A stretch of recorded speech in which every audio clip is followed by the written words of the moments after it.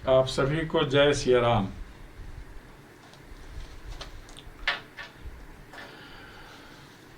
साहित्यिक सांस्कृतिक शोध संस्था मुंबई, उत्तर प्रदेश मंडल ऑफ अमेरिका, राष्ट्रीय सिंधी भाषा विकास परिषद के संयुक्त तत्वावधान में आयोजित एक दिवसीय अंतर्राष्ट्रीय वेबिनार भाग 9, जिसका संदर्भ है राम कथा का विश्व संदर्भ तृतीय खंड की चर्चा एवं महाभारत और पुराणों पर विशेष रूप से विचार विमर्श।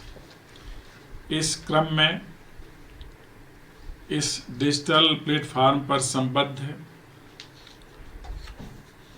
स्वागताध्यक्ष प्रोफेसर विनय कुमार जी, प्रस्ताव की जिन्होंने रखा, जो पूरे कार्यक्रम के सूत्रधार हैं हमारे नितांत प्रिय डॉक्टर प्रदीप कुमार सिंह जी, जिन्होंने स्तुति प्रस्तुत किया डॉक्टर महात्मा पांडे जी, मंगलाचरण जिन्होंने प्रस्तुत किया वंदना के द्वारा डॉक्टर हिमांशु मोहन मिश्र दीपक जी, स्वस्ति पांडे जी, प्रोफेसर नीलू गुप्ता जी, प्रोफेसर प्रताप पिंजानी जी, प्रोफेसर सत्यदेव पोद्दार जी, हमारे सहयोगी प्रोफेसर दिलीप सिंह जी जिन्होंने बीज वक्तव्य दिया होगा, विशेष वक्तव्य अगमानंद स्वामी महाराज जी, डॉक्टर पुष्पा सेन विश्वास जी, डॉक्टर मुनीन्द्र Mishra ji, doctor Rishabhdev Sharma ji, doctor Mihir Mohan Mishra ji, doctor Neetu नवगीत जी, प्रोफेसर अर्जुन चौहान जी, योगाचार्य सत्येंद्र सिंह जी, प्रमोद राजभर जी। अभी मैं डॉक्टर लक्ष्मी नारायण सिंह जी को सुन रहा था, डॉक्टर आशा ओझा Tiwari ji, doctor Alok Kumar Rai ji, doctor Nilima Tiwari, professor Umapati Dixit जी, हमारा टेक्निकल स्टाफ, हमारे OSD त्रिपाठी जी एवं अन्य वह सभी राम कथा में रुचि लेने वाले महानुभाव जो आज इस क्रम में इस डिजिटल प्लेटफॉर्म पर हम सभी से संबद्ध हैं। आज का प्रसंग महाभारत, रामायण और पुराणों को लेकर के व्यवस्थित है, इसलिए आरंभ तो इससे कि जितने भी पुराण हैं वो महाभारत, स्वयं गीता भी अभी लक्ष्मण नारायण जी बता भी रहे थे, सब में किसी न किसी रूप में भगवान राम की चर्चा हुई है। राम कथा को सूत्र रूप में लिया, राम कथा को आदर्श के रूप में लिया, राम कथा को प्रेरक रूप में लिया गया है। सभी साहित्य में, जो पौराणिक साहित्य हैं, न केवल पुराणों में ही, महाभारत में ही, अपितु सभी पौराणिक साहित्य में कहीं न कहीं भगवान श्री राम का उल्लेख है।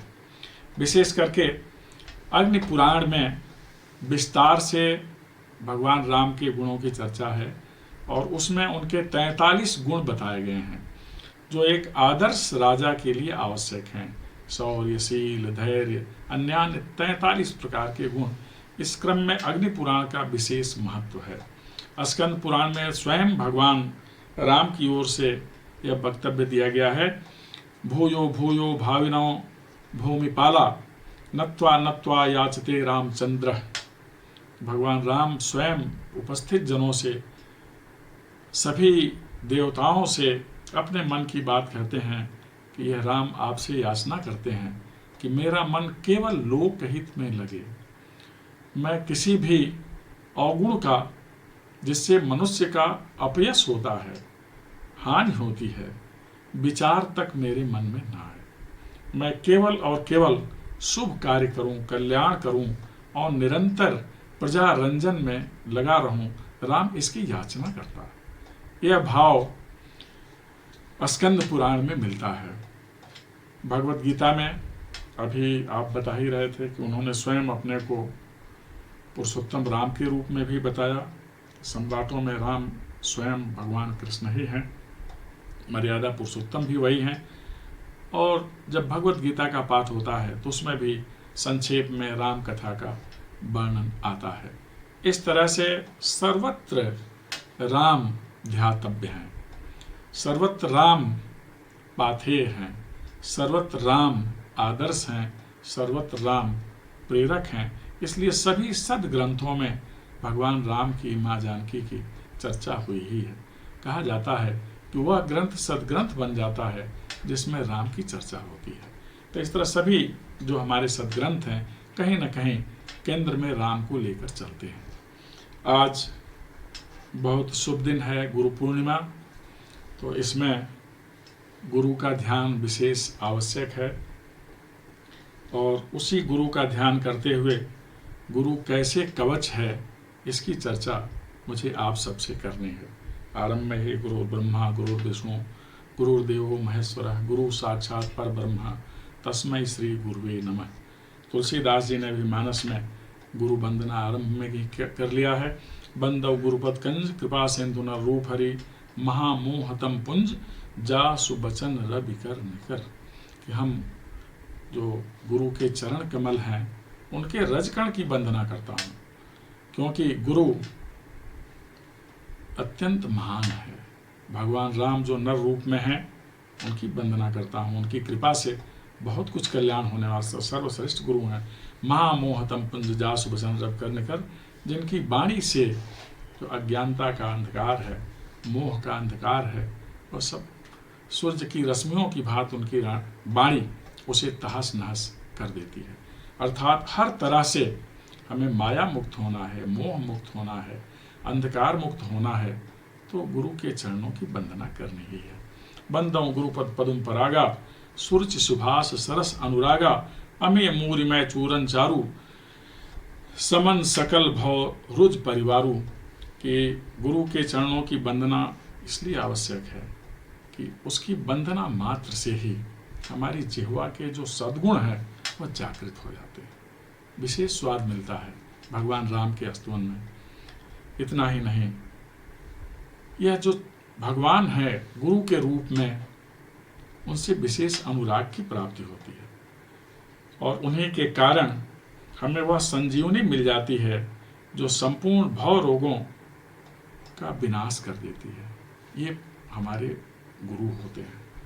4 पीढ़ियां गुरु की होती है, इसीलिए कहा जाता है श्री गुरुदेव को नमन, परम गुरुदेव को नमन, परात्पर गुरुदेव को नमन और परमेष्ठी गुरुदेव को नमन। हमारी जीवन यात्रा में कई स्थल पर विशेष रूप में हमारे गुरु हमारा मार्गदर्शन करते हैं। प्रथम गुरु माँ है, जो हमें वाणी हाव भाव की शिक्षा देती है। फिर हमारे गुरु हमारे पिता हैं, जो संबंधों का बोध कराते हैं। उसके बाद हमारी सबसे बड़ी जो माँ है पृथ्वी, वह हमें क्षमाशीलता का ज्ञान कराती है। फिर हमारे शिक्षक आते हैं जो हमें विषय बोध कराते हैं। अगले चरण पर गुरु के रूप में हमारे शास्त्र होते हैं, जो हमें अंतर्दृष्टि और दूरदृष्टि प्रदान करते हैं। और सर्वोपरि जब हम ऐसे मुकाम पर खड़े होते हैं जहाँ अनिर्णय की स्थिति होती है, तो शास्ता हमारे गुरु होते हैं। महाजन श्रेष्ठ जन महात्मन, उनके बताए हुए रास्ते पर हम चलते हैं। शास्ता अर्थात भगवान बुद्ध, ऐसे लोग हमारे गुरु होते हैं जो हमारा पथ प्रदर्शन करते हैं। गुरु पूर्णिमा के दिन विशेष ध्यान भगवान बुद्ध का, जिन्होंने अहिंसा का उद्घोष किया और हमारी जो सनातन परंपरा है अहिंसा की, अहिंसा परमो धर्मः श्रुत्युक्त स्मार्थ एव च, इसको व्यवहारिक जगत में उतारने का काम उन्होंने किया और कहा परिवर्तन के लिए करुणा आवश्यक है, शील सदाचार आवश्यक है। ऐसे भगवान बुद्ध ने आज ही के दिन सारनाथ में अपने 5 शिष्यों को धर्म कर्म का उपदेश दिया, ज्ञान का उपदेश दिया। इसे धर्म चक्र प्रवर्तन कहा जाता है। तो ऐसे अवसर पर भगवान बुद्ध को नमन। और अंततः हमारे यहाँ की मान्यता है वंदौ कृष्णौ जगत गुरुम, इस जगत के जो गुरु हैं भगवान कृष्ण, उनका नमन। जो द्वापर युग में भगवान राम कृष्ण के रूप में आए, तो भगवान राम को नमन, भगवान कृष्ण को नमन। इस गुरु परंपरा का महात्म्य बताते हुए लंका कांड में विभीषण की शंका का भगवान राम ने निर्मूलन किया। आपको वह प्रसंग याद होगा, थोड़ी चर्चा उस प्रसंग की। एक प्रसंग है लंका कांड में, राम रावण युद्ध के समय विभीषण ने कहा, मानस में ऐसा मिलता है, रावण रथी बिरथि रघुबीरा, देख विभीषण भयउ अधीरा, कि रावण तो रथारोही है बहुत कुछ है उसके पास, और भगवान राम तो पैदल हैं। यह देख करके विभीषण के मन में अधैर्य उत्पन्न हो गया, अधीर हो गए, चिंतित हो गए, और भगवान राम से उन्होंने इसकी चर्चा की। अधिक प्रीति मन बा संदेहा, बंद चरण का सहित स्नेहा। प्रीत भी थी, भगवान राम के चरणों में आस्था भी थी।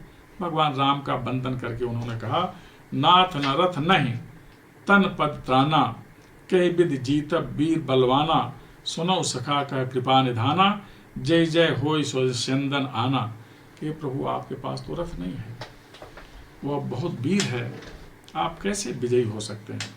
भगवान राम ने कहा कि मैं आज आपको उस रथ के बारे में बताता हूँ जिससे विजयी हुआ जाता है, और जिस रथ की प्राप्ति के बाद, ये हम सबको ध्यान रखना है, विशेष करके आज के दौर में जहाँ कोरोना नामक मायावी शत्रु हमारे सामने है, जो दिखता नहीं है, प्रकोप जिसका ज़्यादा है, जिसने भय उत्पन्न कर रखा है, तो ऐसे अदृश्य शत्रु का विनाश करने के लिए किस किस रथ में क्या होना चाहिए, यह बताया भगवान राम ने। रावण का ध्यान कर, रावण का संदर्भ लेकर के कि हे मित्र, हे विभीषण, आप चिंतित ना हो, आप उस रथ को जानिए जिसको साथ ले करके आप कोई भी बाधा पार कर सकते हैं। सौरज धीरज तेहि रथ चाका, सत्यशील दृढ़ ध्वजा पताका। शौर्य धैर्य उस रथ के पहिए हैं, सत्यशील उसकी ध्वजा है, उसकी पताका है। बल विवेक दम परहित घोरे, क्षमा कृपा समता रज डोरे। जिसमें बल विवेक और इंद्रिय निग्रह दम परोपकार, ये 4 घोड़े हैं उस रथ के। हमेशा हमें इसका ध्यान रखना चाहिए। क्षमा दया समता की डोरी से ये 4 घोड़े रथ में बंधे हुए हैं। अर्थात व्यक्ति के पास अगर इतनी चीजें रहें, शौर्य धैर्य विवेक सत्य शील, तो कोई भी बाधा पार की जा सकती है और किसी भी शत्रु को हम आसानी से पराजित कर सकते हैं। फिर क्या चाहिए? ईश भजन सारथी सुजाना, कि भगवान में जो आस्था है, उनकी भक्ति है, वही सुयोग्य सुजान ज्ञानी सारथी होता है, चतुर होता है। बिरत चर्म संतोष कृपाना, वैराग्य ढाल है, संतोष कृपाण है, जिसकी आज बहुत ज़्यादा ज़रूरत है। अगर आज हम संतोष रखें, भौतिकतावाद से अपने को दूर रखें, आवश्यकताओं से ही काम चला लें, तो फिर हमें बहुत ज़्यादा उद्विग्न नहीं होना पड़ेगा, बेचैन नहीं होना पड़ेगा। फिर दान परस बुद्धि शक्ति प्रचंडा, बर विज्ञान कठिन को दंडा, जिसमें दान परसु है, फरसा है, बुद्धि प्रचंड शक्ति है। आज बुद्धि से हमें काम लेना है, हमें अकारण बाहर निकलकर अपने को संकट में नहीं डालना है। बुद्धि से हम ज़्यादा सफलता प्राप्त करते हैं, इसका हमें निरंतर ध्यान रखना चाहिए। और फिर जो श्रेष्ठ विज्ञान है, वही हमारे लिए धनुष है। विज्ञान का आश्रय हमें लेना है, और आज उसी विज्ञान के मंच से मैं आप सबसे संवाद करने की स्थिति में हूँ। अमल अचल मन त्रोण समाना, सम यम नियम सिली मुख नाना, जिसमें निर्मल और अचल मन तर्कस है। हम आप सभी जानते हैं कि मन अपनी चंचलता के लिए विख्यात है। आज दुनिया में बहुत जगहों पर लोग अवसाद की स्थिति में पहुंच रहे हैं।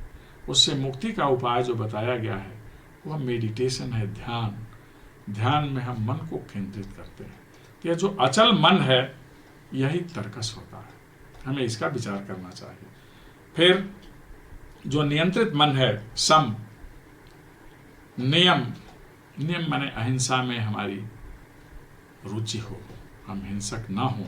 भगवान बुद्ध ने जिसकी बहुत ज़्यादा चर्चा की, तो अहिंसा जैसे नियमों का पालन हमें करना चाहिए। फिर शौचादि जो नियम हैं और यम हैं, सबसे अपने को सुरक्षित रखना चाहिए। ये सम यम नियम ये बाण की तरह से है, और इनके माध्यम से हम किसी भी अदृश्य बैरी को, चिंता भी अदृश्य बैरी है, उसका भी हम समन कर सकते हैं। जो मूल मैं चर्चा करना चाहता था कि गुरु की क्या महिमा बताया भगवान राम ने। कवच अभेद विप्र गुरु पूजा, ऐसम विजय उपाय न दूजा। जो ज्ञानी हैं उनका ध्यान करें, और गुरु की पूजा से बढ़ करके कोई अभेद्य कवच नहीं है। हमें अगर सुरक्षित रहना है, जीवन भर कर्म पथ पर सफलतापूर्वक आगे बढ़ना है, तो गुरु की पूजा करनी पड़ेगी, गुरु का ध्यान करना पड़ेगा, गुरु का स्मरण, गुरु का आस्तवन हमें करना पड़ेगा। अगर गुरु की कृपा मिल गई तो फिर व्यक्ति के लिए कुछ भी अलभ्य नहीं है। गुरु की कृपा से ही ईश्वर की भी प्राप्ति हो जाती है।